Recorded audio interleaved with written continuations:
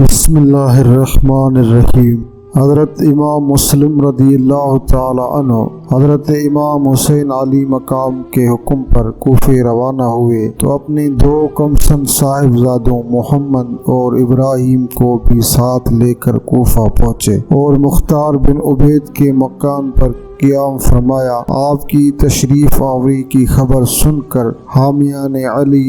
Joke در joke آپ کی زیارت کے لیے آئے اور 12,000 تک، ایک روایت کے مطابق 40,000 لوگوں نے آپ کے دست مبارک پر حضرت امام حسین علی مقام رضی اللہ تعالی عنہ کی بیعت کی۔ حضرت امام مسلم رضی اللہ تعالی عنہ نے جب اہل کوفے کے جذبات عقیدت و محبت کو دیکھا تو امام علی مقام کی خدمت میں ایک عریضہ لکھا جس میں یہاں کے حالات کی اطلاع دی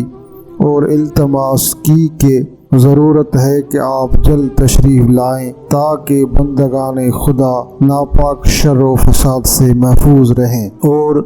دین حق کی تائید ہو۔ اہل کوفہ کا یہ جوش عقیدت اور محبت دیکھ کر حضرت نعمان بشیر صحابی رسول نے، جو اس وقت کوفے کے گورنر تھے، اہل کوفہ کو مطلع کیا کہ یہ بیعت یزید کی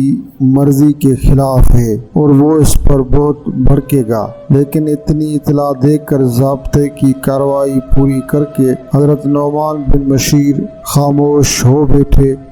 اور اس معاملے میں کسی قسم کی دست اندازی نہ کی۔ حضرت مسلم رضی اللہ تعالیٰ عنہ کے محبوں سے نعمان بن بشیر کا خطاب پورا ہوا تو عبداللہ بن مسلم حضرمی، جو بنی امیہ کے خیر خواہوں میں سے تھا، اٹھ کھڑا ہوا اور کہا، یہ جو آپ دیکھ رہے ہیں سخت گیری کے بغیر اصلاح نہیں ہو سکتی۔ اب اور اپنے دشمن کے درمیان آپ نے رائے قائم کی ہے،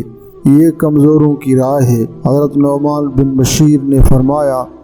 خدا تعالیٰ کی اطاعت و فرمان برداری کے ساتھ میرا شمار کمزوروں میں ہو، یہ اس بات سے بہتر ہے کہ اس کی نافرمانی کے ساتھ میرا شمار طاقت والوں میں ہو۔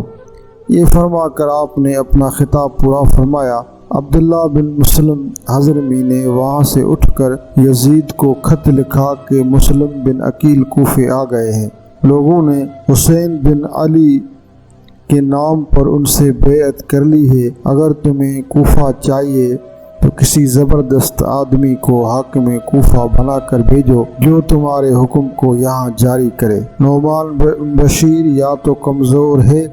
یا کمزوری دکھا رہے ہیں۔ اس خط کے پہنچتے ہی یزید سخت غضبناک ہوا اور اس نے اپنے خاص مشیروں سے مشورہ کیا۔ انہوں نے کہا کہ فوراً کسی سخت ترین آدمی کو کوفہ کا گورنر بنایا جائے جو کسی کا لحاظ و پرواہ نہ کرے، اور وہ شخص عبید اللہ بن زیاد ہے۔ چنانچہ یزید نے حضرت نعمان بن بشیر کو معزول کر دیا اور ان کی جگہ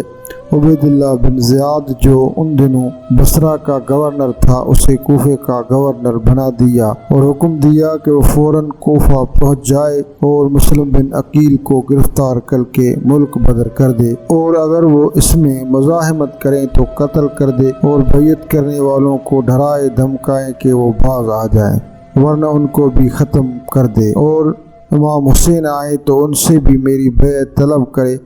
اگر وہ بیعت کر لیں تو بہتر، ورنہ ان کو بھی قتل کر دیا جائے۔